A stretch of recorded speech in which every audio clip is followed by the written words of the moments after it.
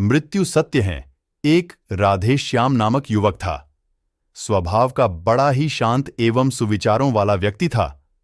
उसका छोटा सा परिवार था जिसमें उसके माता पिता, पत्नी एवं 2 बच्चे थे। सभी से वो बेहद प्यार करता था। इसके अलावा वो कृष्ण भक्त था और सभी पर दया भाव रखता था।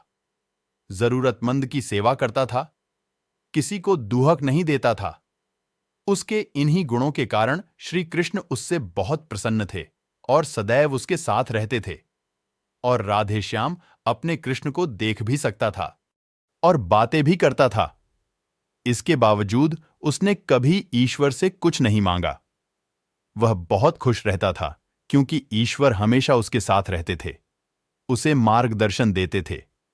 राधेश्याम भी कृष्ण को अपने मित्र की तरह ही पुकारता था और उनसे अपने विचारों को बांटता था। एक दिन राधेश्याम के पिता की तबीयत अचानक खराब हो गई। उन्हें अस्पताल में भर्ती किया गया।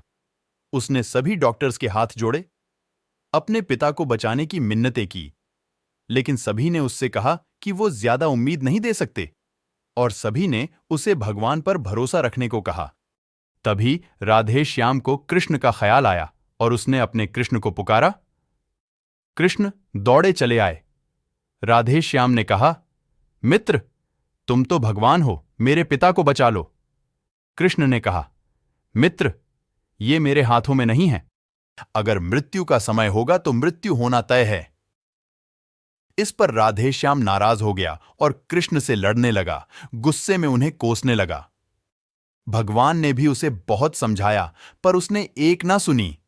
तब भगवान कृष्ण ने उससे कहा, मित्र, मैं तुम्हारी मदद कर सकता हूं, लेकिन इसके लिए तुम्हें एक कार्य करना होगा। राधेश्याम ने तुरंत पूछा, कैसा कार्य?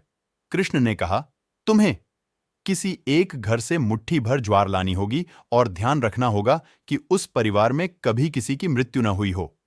राधेश्याम झट से हां बोलकर तलाश में निकल गया। उसने कई दरवाजे खटखटाए। हर घर में ज्वार तो होती, लेकिन ऐसा कोई नहीं होता जिनके परिवार में किसी की मृत्यु ना हुई हो। किसी का पिता, किसी का दादा, किसी का भाई, मां, काकी या बहन। 2 दिन तक भटकने के बाद भी राधेश्याम को ऐसा एक भी घर नहीं मिला। तब उसे इस बात का एहसास हुआ कि मृत्यु एक अटल सत्य है। इसका सामना सभी को करना होता है। इससे कोई नहीं भाग सकता। और वो अपने व्यवहार के लिए कृष्ण से क्षमा मांगता है और निर्णय लेता है। जब तक उसके पिता जीवित हैं, उनकी सेवा करेगा। थोड़े दिनों बाद राधेश्याम के पिता स्वर्ग सिधार जाते हैं। उसे दुख तो होता है, लेकिन ईश्वर की दी उस सीख के कारण उसका मन शांत रहता है। दोस्तों, इसी प्रकार हम सभी को इस सच को स्वीकार करना चाहिए कि मृत्यु एक अटल सत्य है। उसे नकारना मूर्खता है। दुख होता है, लेकिन उसमें फंस जाना गलत है, क्योंकि केवल आप ही उस दुख से पीड़ित नहीं हैं, अपितु संपूर्ण मानव जाति उस दुख से रूबरू होती ही है। ऐसे सच को स्वीकार कर आगे बढ़ना ही जीवन है। कई बार हम अपने किसी खास के चले जाने से इतने बेबस हो जाते हैं कि सामने खड़ा जीवन और उससे जुड़े लोग हमें दिखाई ही नहीं पड़ते। ऐसे अंधकार से निकलना मुश्किल हो जाता है।